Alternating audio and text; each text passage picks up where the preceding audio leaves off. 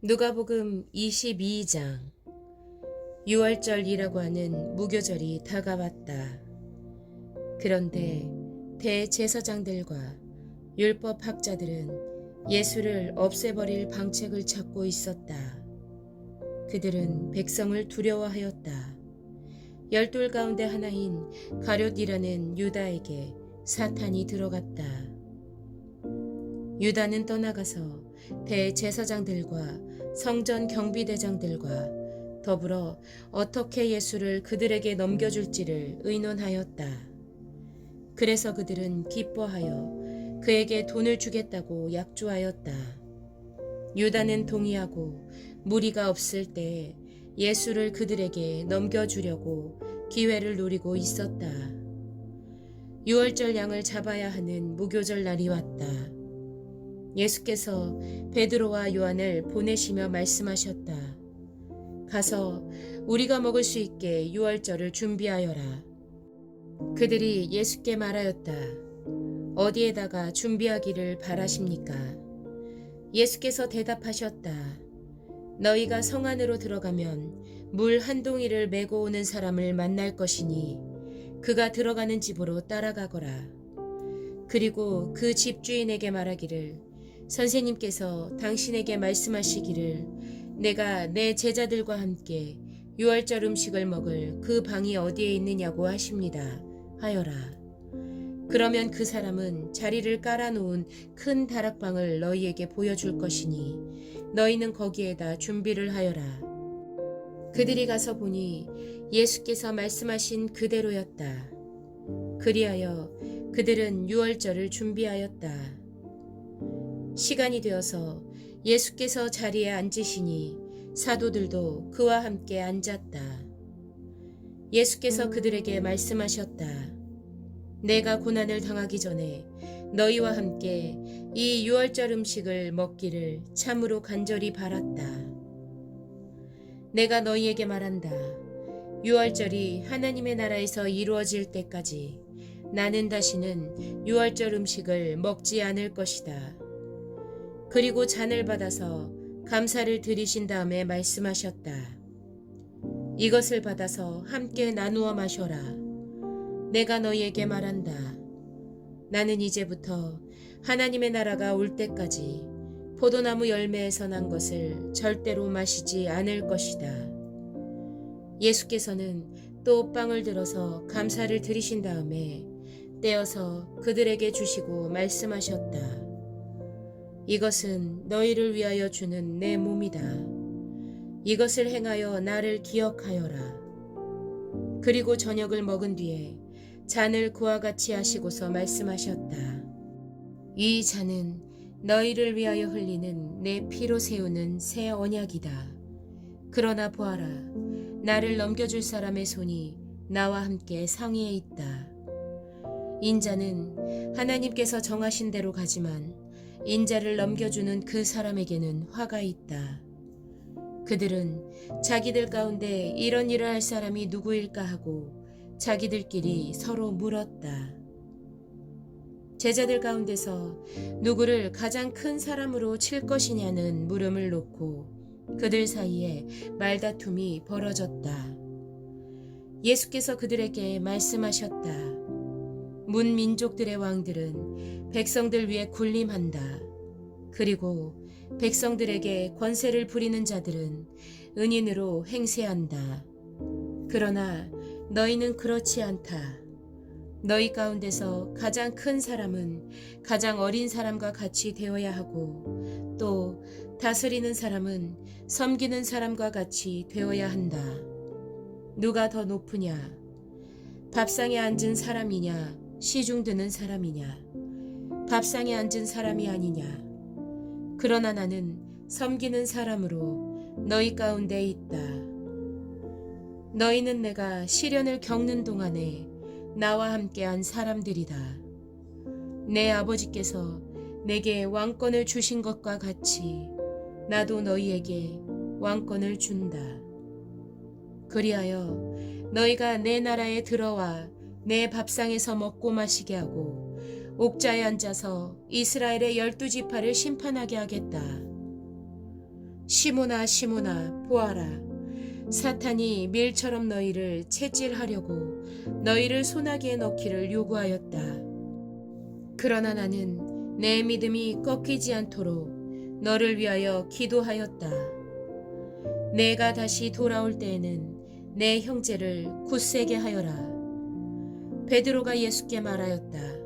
주님, 나는 감옥에도 죽는 자리에도 주님과 함께 갈 각오가 되어 있습니다. 그러나 예수께서 말씀하셨다.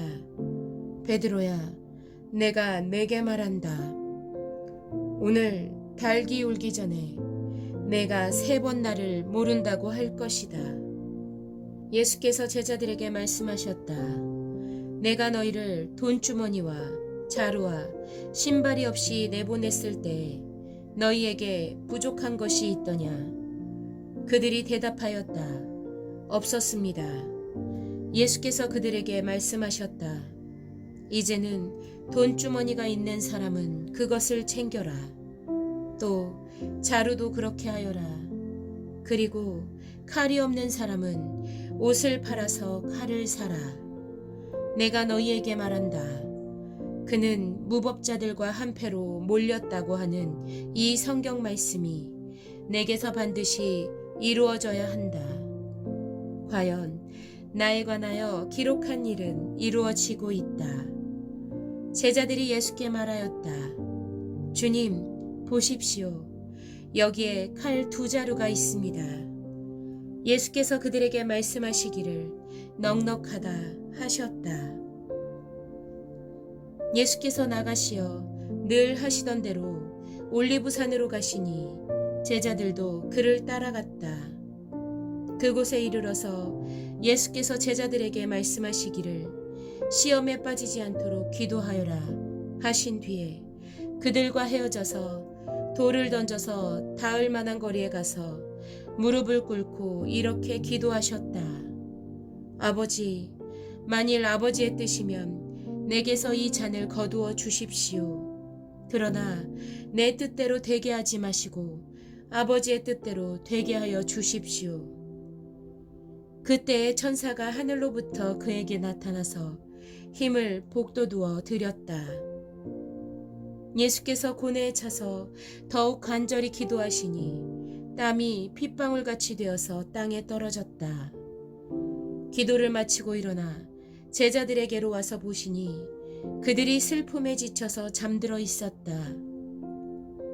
그래서 그들에게 말씀하셨다. 왜들 자고 있느냐? 시험에 빠지지 않도록 일어나서 기도하여라. 예수께서 아직 말씀하시고 계실 때에 한 무리가 나타났다. 12 가운데 하나인 유다라는 사람이 그들의 앞장을 서서 왔다. 그는 예수께 입을 맞추려고 가까이 왔다. 예수께서 그에게 말씀하셨다. 유다야, 너는 입맞춤으로 인자를 넘겨주려고 하느냐? 예수의 둘레에 있는 사람들이 사태를 보고서 말하였다. 주님, 우리가 칼을 쓸까요? 그 가운데 한 사람이 대제사장의 종의 오른쪽 귀를 쳐서 떨어뜨렸다.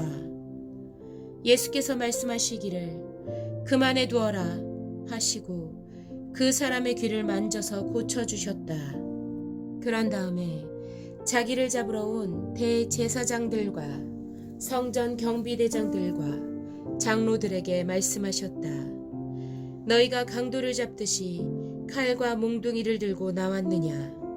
내가 날마다 성전에서 너희와 함께 있었으나 너희는 내게 손을 대지 않았다. 그러나 지금은 너희의 때요 어둠의 권세가 판을 치는 때다. 그들은 예수를 붙잡아서 끌고 대제사장의 집으로 데리고 갔다. 그런데 베드로는 멀찍이 떨어져서 뒤따라갔다. 사람들이 뜰 한가운데 불을 피워놓고 둘러앉아 있는데 베드로도 그들 가운데 끼어 앉아 있었다. 그때 한 하녀가 베드로가 불빛을 안고 앉아 있는 것을 보고 그를 빤히 노려보고 말하였다. 이 사람도 그와 함께 있었어요. 그러나 베드로는 그것을 부인하여 이렇게 말하였다.